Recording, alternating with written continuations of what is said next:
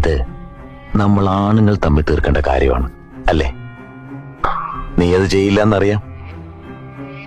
ഉശിരി വിട്ടുള്ള കളിയില്ലല്ലോ എന്നും. കൊല്ലണ്ടതിനെ കൊല്ലണം.